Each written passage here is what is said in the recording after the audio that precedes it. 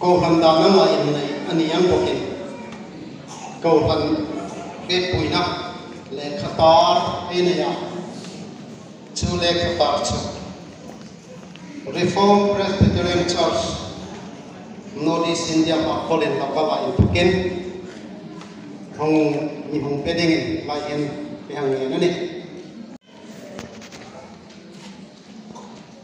đi lên khát local ta ting pun ti chen ta pun sunga boina apun mo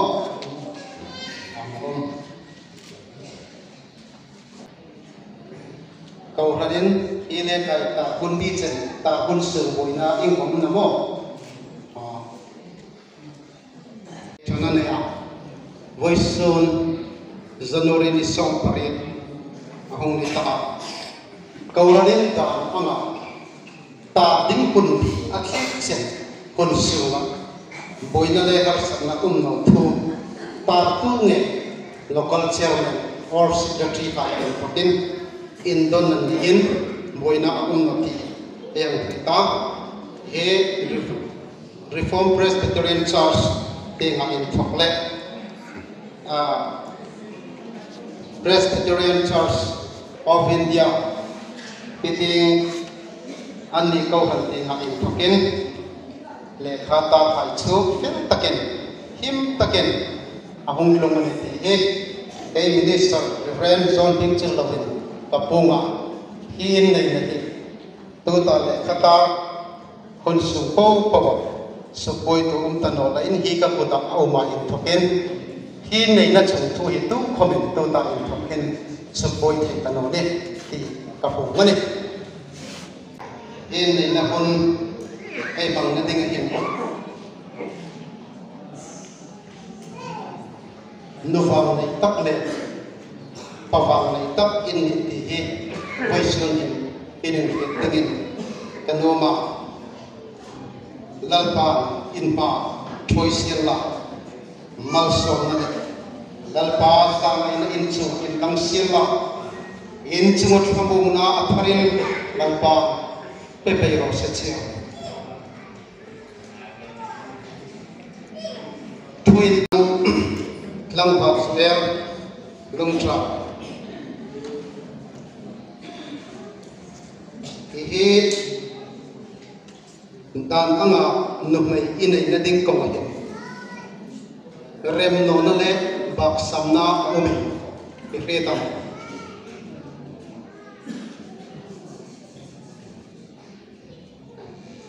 nang nungak lom so thek hi in nei na ding chu to hi har samna le arem no na aomi pe tam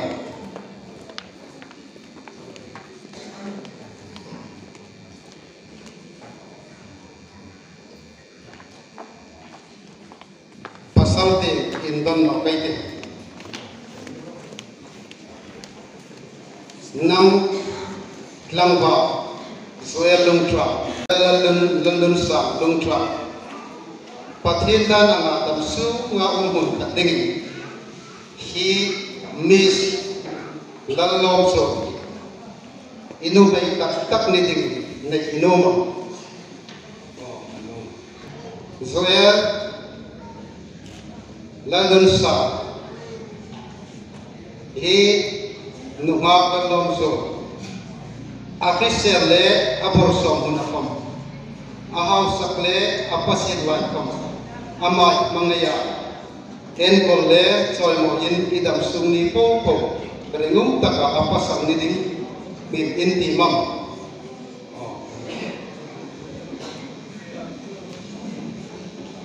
ngalom so indon katse adam su nga umun katdingin e langba soper lalun sa lungtra ipasal tak dingin nei noma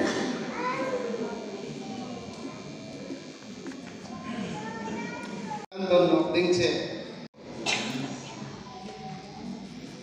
langba soer lalun sa lungtra afiselle aborson munakom ahaw sakle apasit laikom amai mangaya en kolle choi mo in idam sungni po po rengum taka anu mai nising inti mam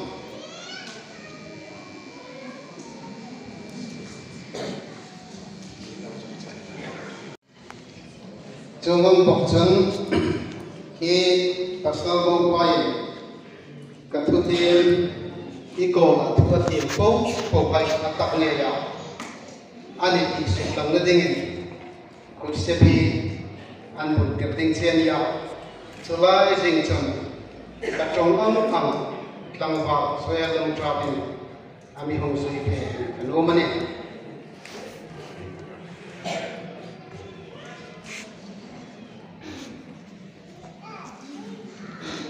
hi thutim ha hi kathutim ha ringum taka ikola kathutim hi atap ngai ini sebelum nai ikut sendiri dan berkece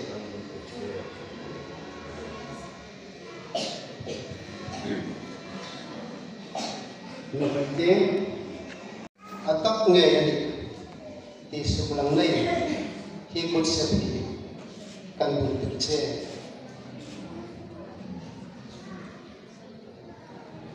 into tim hai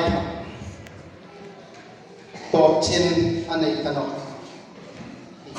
kut sebi get top lalom so hai thuan tim na po pok hai Isu Krista ko thana arong bol tu kanina le thunei na ani pe na mangin Mr.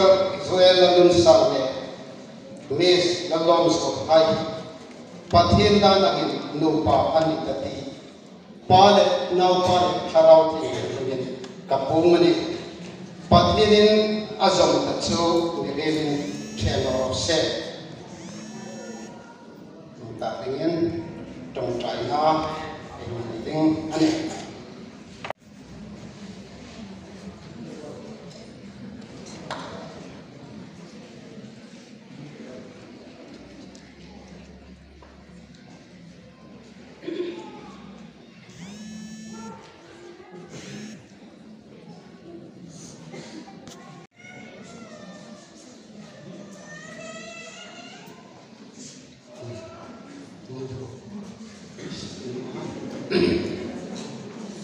pathin ko trong trai na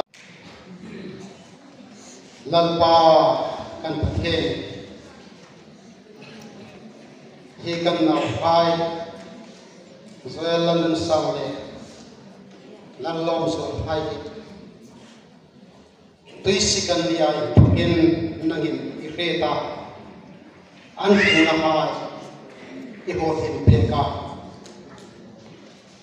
voice din do pa anitati nang mabigyan ka ng puma andam lai ni pinung inupa in anong pangtung paikingan na ahar sa lai da arong lai da nungai na antuk lai ko talpa nangin lam san lo ding che kang an cha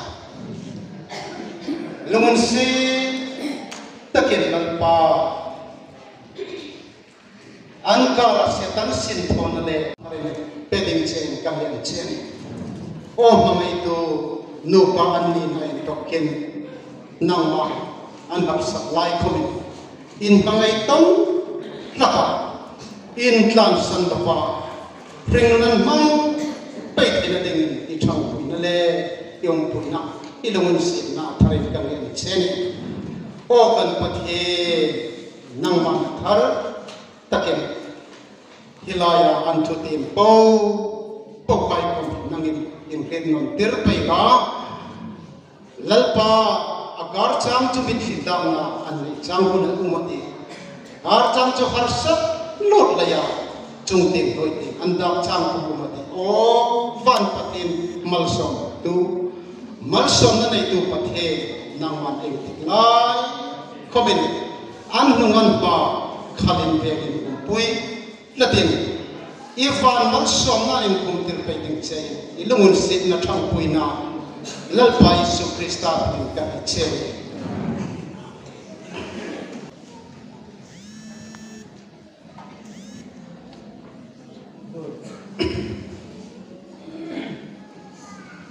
Mokpa Nihong Paksin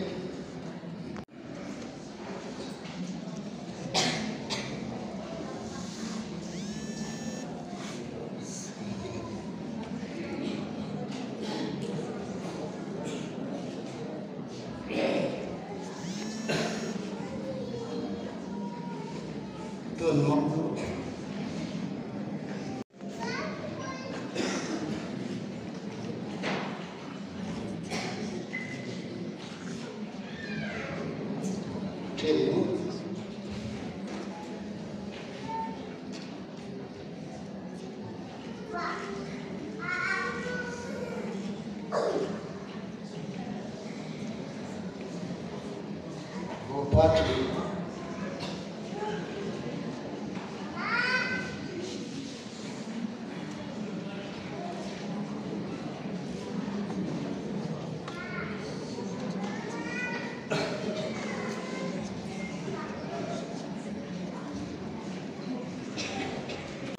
Marriage certificate, Mr. Zell, London South, Lung Trap, led Chonglin Ku of Marcolin, Miss Lalomso Trek, Dr. of the Thanga Trek, Maipan.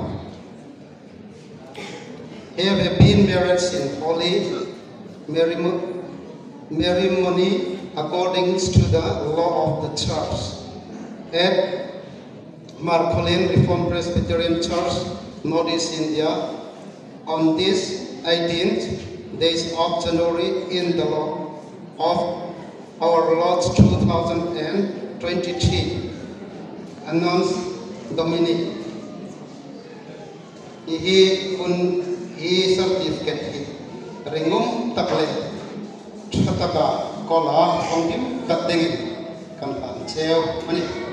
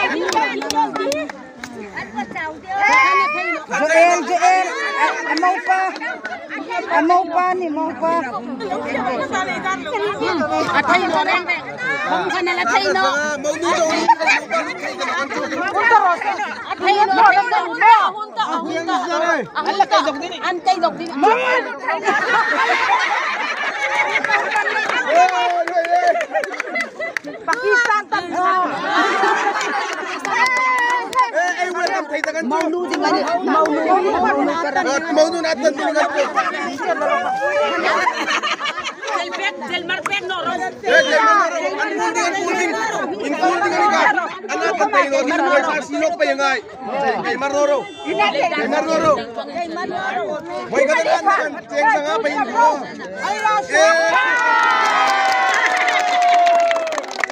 Wala ka sa motor tag second mo.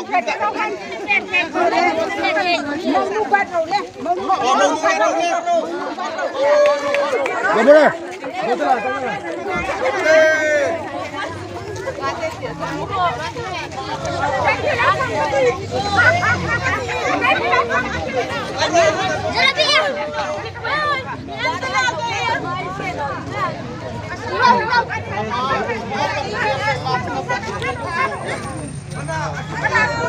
Asal boyan na naman.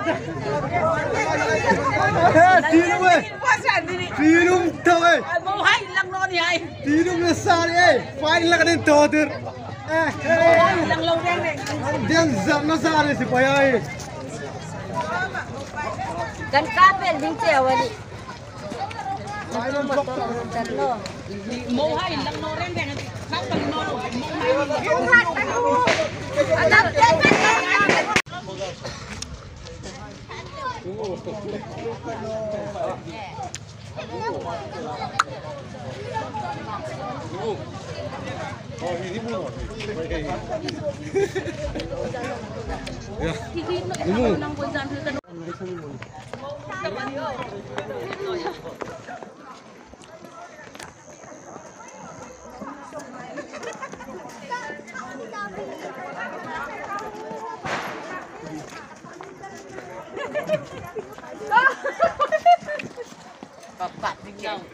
Patingkian oh.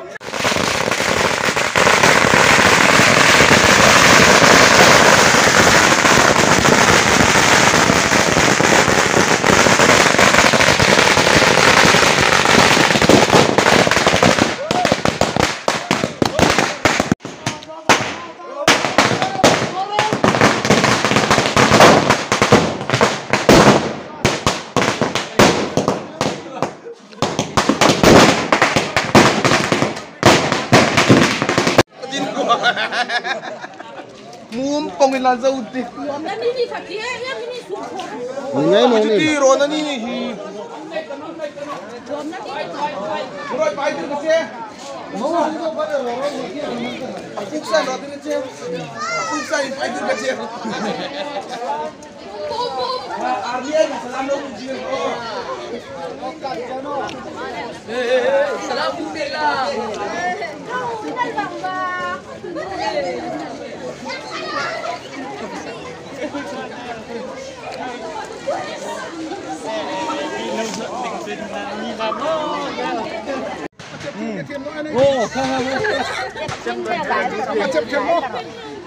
Acap buk.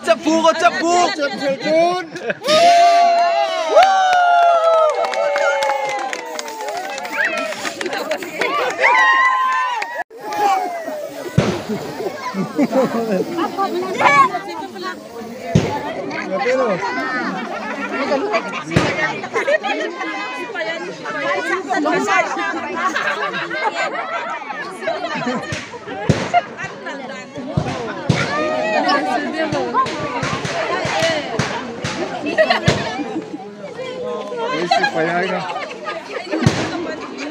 Esi payah.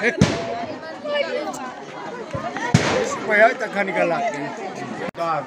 Ing kim high convenient tot lang tradingin nang mati both sidingin lalpa kan tin hi lalpa nang bad mo kan ni pet lay kan long ma nom na in rui high kung hay che kan tum ania he kan ko che ding kan fa kan dong ding high kung hi aking tu high ko kan re nga kan se ha kan taksar siya na tingin nang man man yung sa tingin ikuta kan ni lang sa lalpa isu ni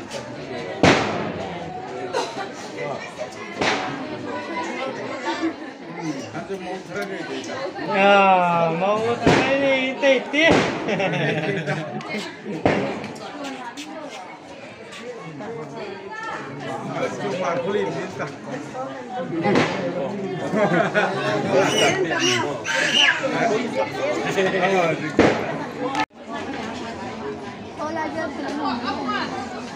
anh hùng được một kêu cứ thay không anh hùng đấy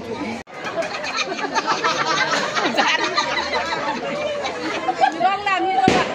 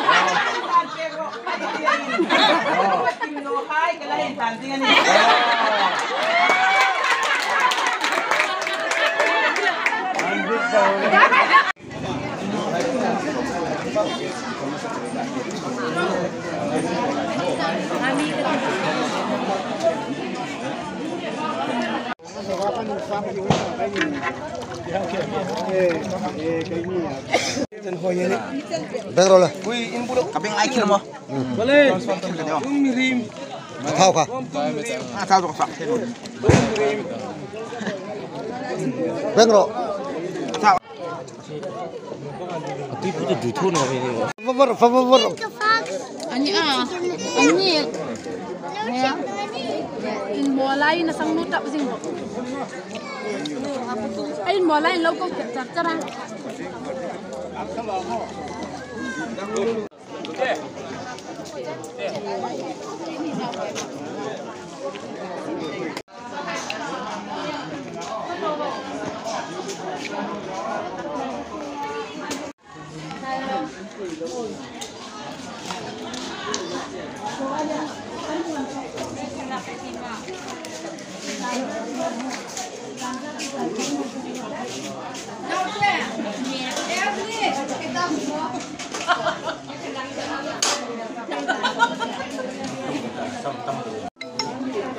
ini lo ni lang ang selalu ama